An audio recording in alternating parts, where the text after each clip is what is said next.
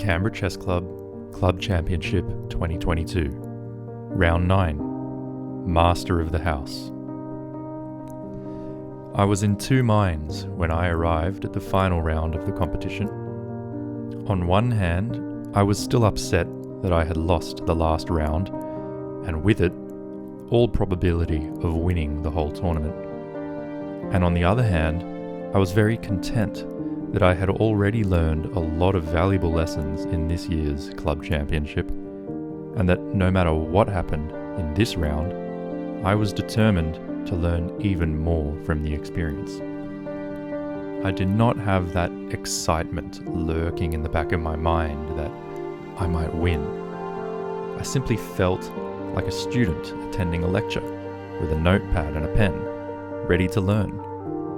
And as a consequence, I felt somewhat detached and impartial. And finally, I knew it was the final round, and I just wanted to enjoy the ride. With that, I hope you do too. Now let's jump in. I had the white pieces and started with my usual e4. Just kidding. I didn't. I decided, let's just mix it up. This is the final week. Let's have some fun. Let's try something different. And hence, I played d4 for once. My opponent played knight f6. I played c4. And he played d6.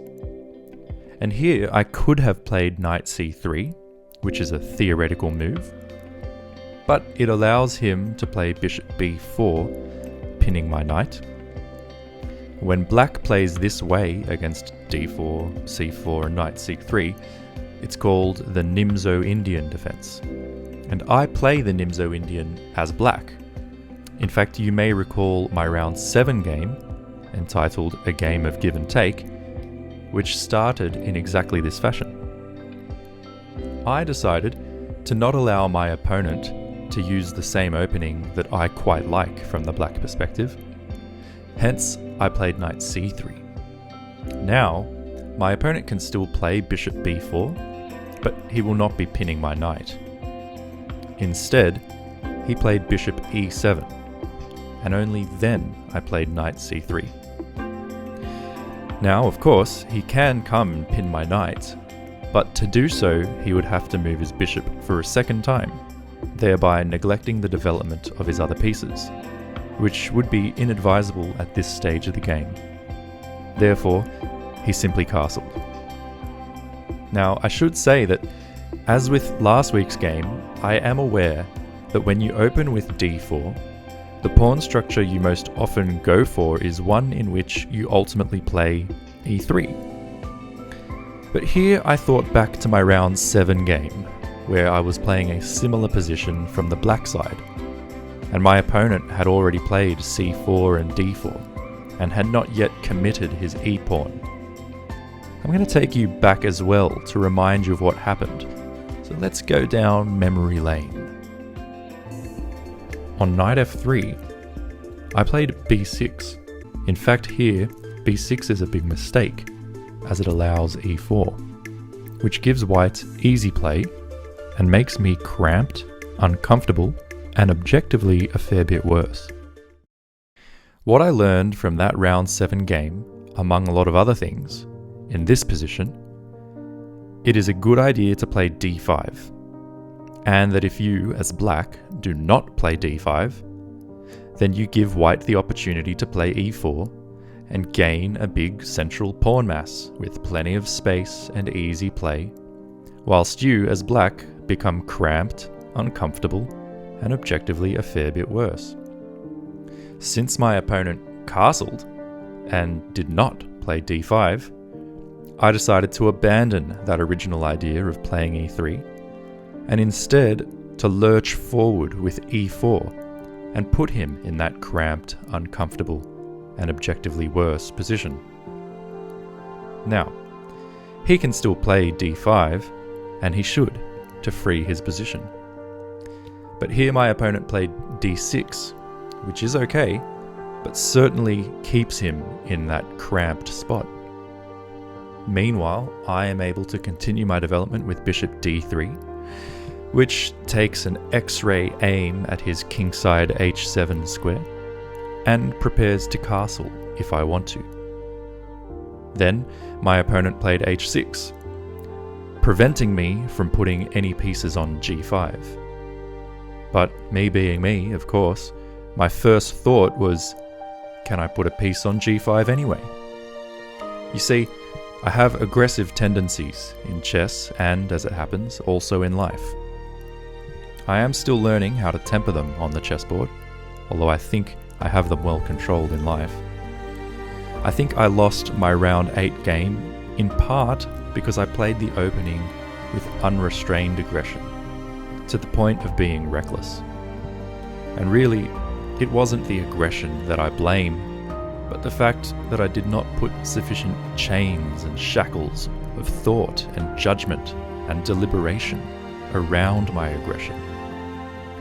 If I could learn to channel my aggression through my rational mind and not let it circumvent my rational mind, if I could blockade it and keep it locked up wherever it was not yet justified, and only let it loose when, after close consideration, and by all accounts, it was the right and only thing to do, then I would be deploying a force extremely powerful and with only a small chance of backfiring. I came into this game with this mentality as a result of my reflections on my round 8 loss, and with the goal of being the master of the house, the master of my aggression, and not the other way around. Therefore, it didn't take me long to see that putting a piece on g5 anyway was not going to work. But I then proceeded to spend 30 minutes or more putting my aggressive tendencies through the filter of my rational brain. I was considering in detail the less drastic but still very committal move g4, opening my kingside and sacrificing a pawn.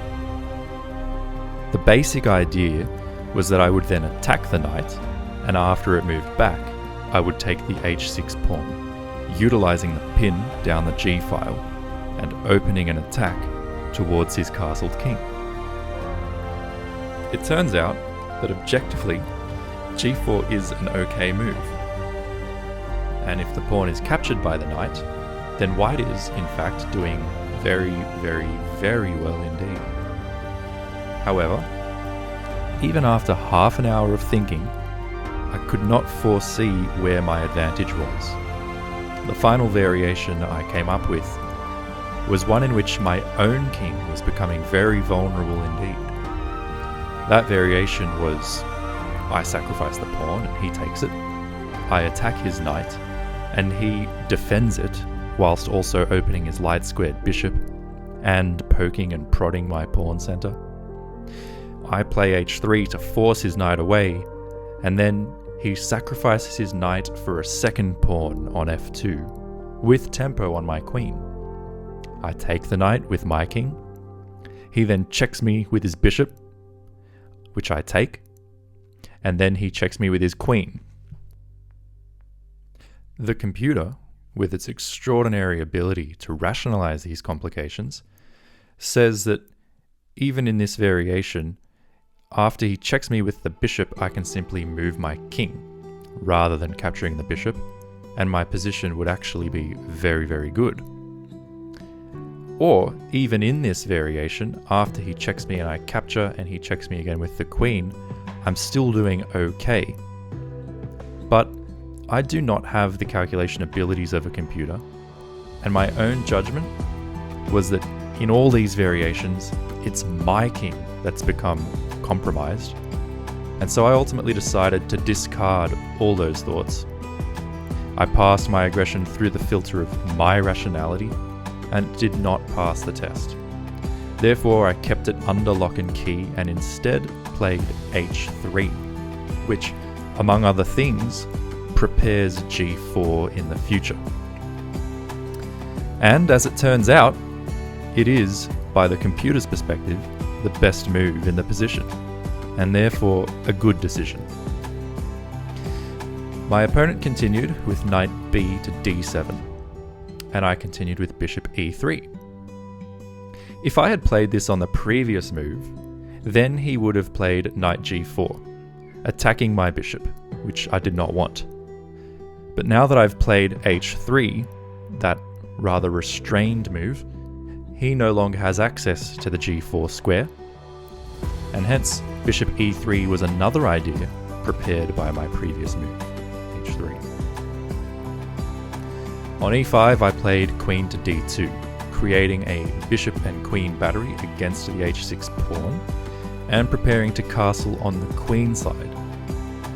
My position is clearly building towards playing g4, opening his king side, and rushing all my pieces towards him in a flurry. But I'm building up to this slowly, not rushing in. On king h7, I felt the time had come for g4. His king is now sitting even closer to what I would consider as a very dangerous zone. It's also now on the same diagonal as my bishop, and things could get very dangerous very quickly. He responded with rook h8, returning it to its home square, with the idea of running his king back toward the center.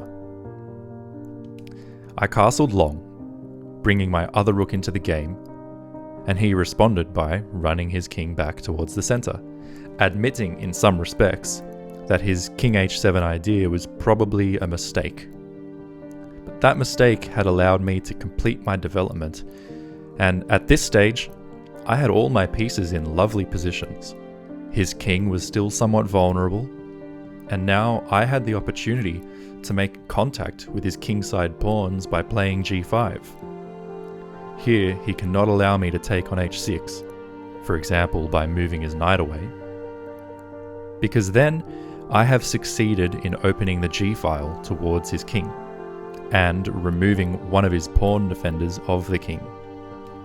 And this would be too dangerous. Therefore, he correctly took my g5 pawn, and I recaptured with my bishop. This was slightly unnatural, and it would have made more sense and been more solid to recapture with the knight. Nevertheless, recapturing with the bishop was still a strong move and retained a large advantage. My idea was that I never wanted to worry about his dark squared bishop pinning my queen to my king along the dark squares. So I wanted to trade mine for his, and only then land my knight on the g5 square. On knight h7, I took the chance to trade the bishops, and then jumped my knight to d5, which attacked his queen and the c7 pawn. To defend both, he had to return the queen to d8. In this position I played rook d to g1. Not quite as strong as if I'd played rook h to g1, but nonetheless still a very strong move. And he responded with c6, attacking my d5 knight. At this stage I have a solid position with pieces placed optimally. I have a rook on a semi-open file toward his king. I have a queen that can participate in the attack, and after calculating this objectively and carefully for a good 10 minutes or so, I finally unleashed that underlying aggression, giving it the green light to go to work for me and have its powerful impact in my favor. I decided to leave my knight en prise and go instead for queen h6, threatening mate in 1, and therefore indirectly defending my knight. My opponent had to take time to defend against the threat of checkmate. I saw that if he tried to defend the g7 square with queen f8, I would have the lovely knight sacrifice, knight e7 check, to finish him off. This would force his queen to recapture my knight, thereby abandoning the g7 square and allowing mate. This was therefore not possible for him. He opted instead to play g6. Again, I did not move my attacked knight. Instead, I once again spent 10 minutes or so calculating to the satisfaction of my rational mind that I could continue with my aggressive plans. I played the move rook takes g6 check, forcing him to recapture my rook. Then I recaptured his pawn with my queen with a check against his king, forcing it to f8. I am committed now. I've given up a rook for 2 pawns. It all checks out in my own mind. I can play rook g1 and keep on sacrificing, which is what I did. I played rook g1, and he took my sacrificial knight on d5. Now I am down a rook for 2 pawns and a knight for nothing. But of course, it's not all for nothing. It's for a very strong attack. In fact, the strength of the attack is so vast that in just 5 moves' time, I will deliver mate. I played queen g7 check, forcing the king to e8, and then I captured his rook with check. Here, if he moves his king to either e7 or f7, I bring my rook into the 7th rank with check, and it will be checkmate in a few moves by force. If instead he had blocked the check with his d7 knight, I probably would have played rook g8, which retains a good advantage for me, and a very difficult position for him to play, but it does allow the game to continue on. However, after blocking the check with his h-knight, which he did, the game is now by force on its last legs. I played queen h5 check, practically forcing king e7, unless he wants to give away the knight first. Then, rook g7 check. Here, if he played king f6, there is a mate in 1 with queen f7 mate. But what I was planning was queen g5 check, because then after king e6, which is the only move, I could deliver checkmate with a pawn. And that had an aesthetic value that I would have liked to play, ending the tournament the same way it began, with a pawn move, and also using the same pawn which had originally been intended for e3, but then positioned on e4, from where it ultimately had the chance to deliver this mate. But it was not to be. He played king e6, and after one last careful but brief think, I played queen f5 checkmate. With that, the Canberra Chess Club 2022 Club Championship came to a close for me. I ended up in 3rd place with 6 points from the 9 rounds, a bronze medal. The winner of the tournament had 6.5 points, and the guy who came second was really tied for first and also had 6.5 points.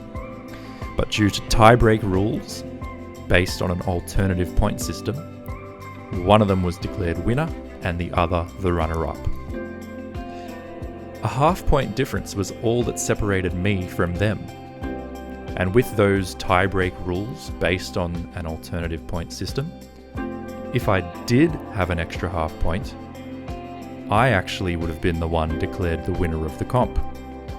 A measly half point is all I needed. I think back to round 2 where I fell asleep at the wheel. That cost me half a point. In hindsight, that cost me the tournament. Or in round 6, where I decided to prioritize my career and go to an important meeting rather than play chess. If I had played that round, I think I would have had good chances to at least draw or maybe win, and in either case, that would have been enough to win the tournament. But it was not to be. I didn't win. I came close, half a point away, but I learned bloody heaps, and I will be back with an aggressive and well-tempered vengeance next year to have another go at becoming the Canberra Chess Club champion in 2023. Until then, I will keep posting on this channel, So stay tuned for some more announcements about the different chess video series that I will be publishing. All of them in preparation for the 2023 Club Championship. Until next time, take care of yourselves and others, and I'll see you soon.